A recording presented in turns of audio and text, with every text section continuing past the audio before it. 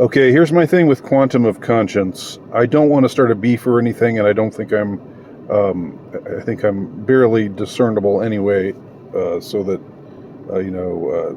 I'm basically an insect that you step on when it comes to, YouTube popularity, YouTube likes, YouTube followers, and so forth. I know there are others with smaller channels than me. No disrespect meant to them, but I'm laboring under no delusions about myself. But I did want to just mention something that that irks me a little bit about quantum of conscience, and the way that he, I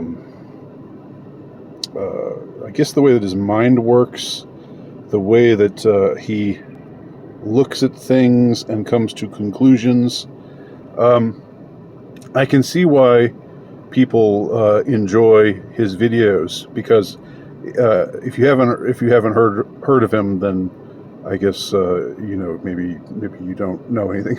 Obviously, you don't know anything about him if you haven't heard of him. But I suspect many of you have heard of him. He's a very down to earth kind of guy. He's in spite of his sort of projection of himself as being I don't know, just some guy who's speaking his mind, and no particular training or background or what have you.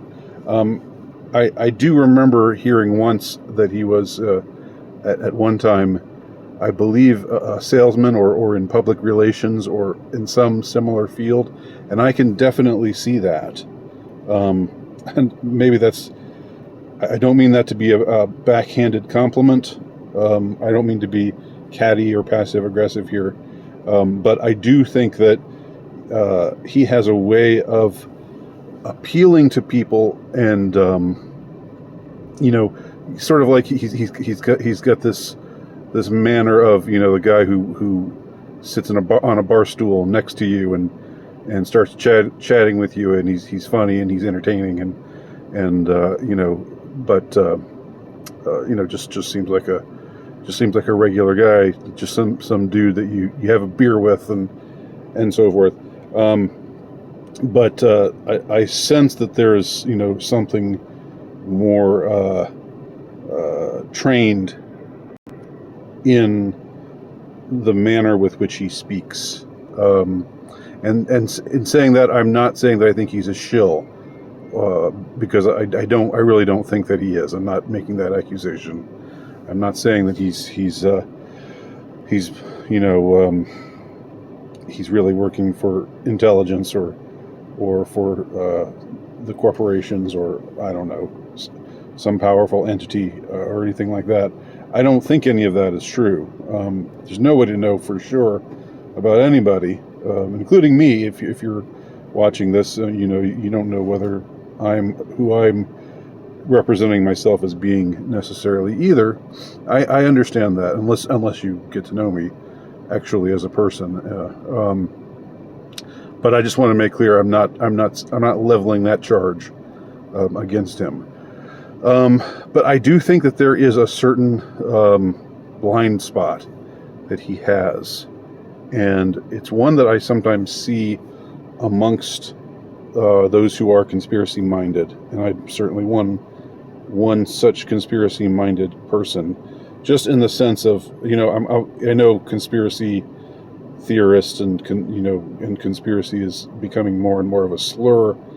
But what I mean by it is just somebody who doesn't accept that, the things that they tell us, from on high, the official explanations for controversial or strange or unexpected events are exactly the way that they say they are, and that in many cases they are hiding something. In many cases, they are hiding a lot. Okay, so I find that all perfectly reasonable to believe. I don't think that it's wild-eyed or nutty or crazy to believe any of those things, even though I think that some some can take it too far, and there's something that I've heard called that Dark Journalist has called junk conspiracy, and I think that's true as well. That you know, sometimes you hear people with just way out there kind of ideas about this, that, or the other thing that presuppose too many things. Like, you know, before I would advance something like the kind of things that they're advancing, I would want to know more than I do, and a lot of you know, what it boils down to is knowing what you don't know. A lot of, you know, that's Socratic knowledge, of course, but we have to retain a certain humility. What I'm saying about quantum of conscience isn't that I think he's not humble. I don't know what it is that I'm not accusing him of a particular flaw, although I do maintain that he is still in some way some kind of public relations guy, or he's somebody who has a way with people. He has a way of, you know, saying, look, you and me, we see through the bullshit, you know, and you know, so there's something kind of ingratiating, I think, in his persona. But I'm not pinpointing any character flaw or alleging any character flaw. I don't know what it is. I don't claim to know what it is that causes him to do this. But I think it is a mistake on a sort of elementary level, and it's something that I just want to discuss here again at the risk of sounding like I'm beefing with somebody, or using somebody with a much bigger name than me to try to get more attention, which I know some people will suspect anyway. So here's what it is. I've heard Quantum of Conscience talk a lot about like woke movies, you know, woke Hollywood, you know, woke culture, you know, the stuff that's been thrust before our eyes over the last few years, where they're trying to, you know, revise everything and make, you know, decenter the white male. Decenter, that's one of those wonderful academese kind of words. And when I say wonderful, I mean terrible. And how they want to, you know, make everything gay and transgender, and how they take white male heroes like Luke Skywalker and make him into some dud of a person, and Han Solo, and you know, Mad Max, and others. This is an undeniable trend over the last few years, and it's a trend that has a lot of critics, a lot of people calling it out, and Quantum of Conscience has taken it on himself to call out those who are calling out this woke trend. Not because Quantum of Conscience is pro woke, he certainly is not, but he thinks that they're just missing the bigger picture. And what he thinks the bigger picture is he thinks that these movies are being made intentionally bad, that they are being that the agenda behind them isn't really woke ideology, but rather the agenda behind them is to demoralize the populace. I mean, and I would think that I think that is true to a certain degree. I mean, I think that, but I also don't think that the critics he's criticizing would deny that. I mean, I think that, you know, if you're a Star Wars, if Star Wars was sorry to use Star Wars, if people are tired of me mentioning Star Wars. If you're not a Star Wars person, that's fine. But it was something I grew up with, the original trilogy. Luke Skywalker was my hero growing up. And so seeing Luke Skywalker reduced to this this coward, do nothing, cranky old bastard, like he is in The Last Jedi. Obviously, I think that any kind of deconstruction, anytime that's involved, where they're taking your hero and making him look like an idiot in front of your eyes, obviously there's a demoralization agenda there. But Quantum of Conscience goes beyond just that. He thinks that these movies are being made intentionally bad, and his reasoning is that he says, well, look, it's Hollywood. They've got a ton of money. They've got access to the best talent that's out there. Why are we seeing this kind of stuff? Why are we seeing, bad actors? Why are we seeing bad writers? Why are we seeing bad directors? Why are they being given the reins? And the reason is, he says, because they want to make bad movies. And the reason why they want to make bad movies is just because they want everything to be crappy. They want to just make us demoralized and just not believe in anything, not believe in any of our ideals anymore, and just think our lives are useless. So here's the problem I believe with what Quantum of Conscience is saying when he says things like this. He says, well, Hollywood has access to the entertainment industry, has access to the best. They can find the best writers, the best directors, the best actors. So why are we seeing crap that we could do a better job of than these people can? We could be in that movie and act better than whoever. We could write a better script than whoever. This is a point in which I think, it's one of those things where somebody, who sees through the bullshit, as I was negatively quoted as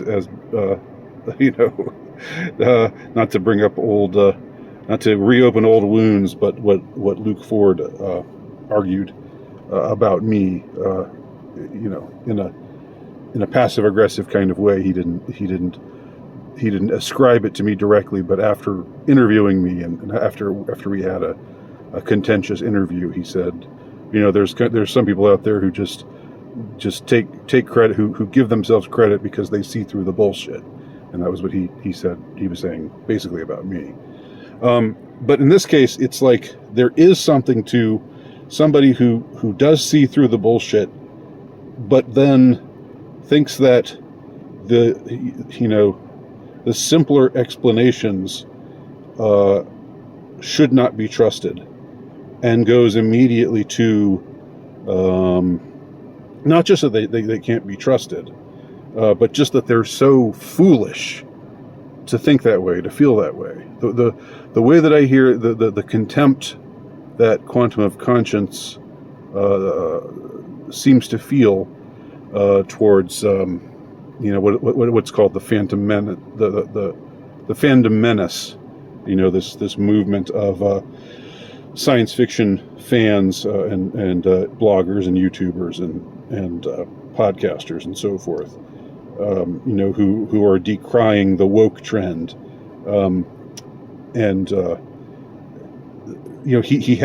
he has such contempt for them because he thinks that they just don't understand what's really going on. And what he argues is really going on is something much more nefarious than what they think. They think, these Hollywood directors and actors and writers all just want a virtue signal and show themselves to be on the right side of history and just stick it to all of the Trump voters and the people they would call racist and sexist and homophobic and all of that. But again, Quantum of Conscience says, no, that's all just a smokescreen. What they really want is just to make bad movies intentionally. It doesn't matter, if they're hated. It doesn't matter if nobody goes to see them, or if they get relentlessly mocked like Ghostbusters 2016 did.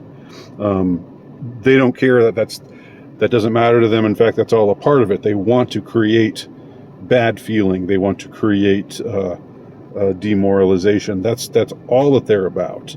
And the woke thing is just a smokescreen.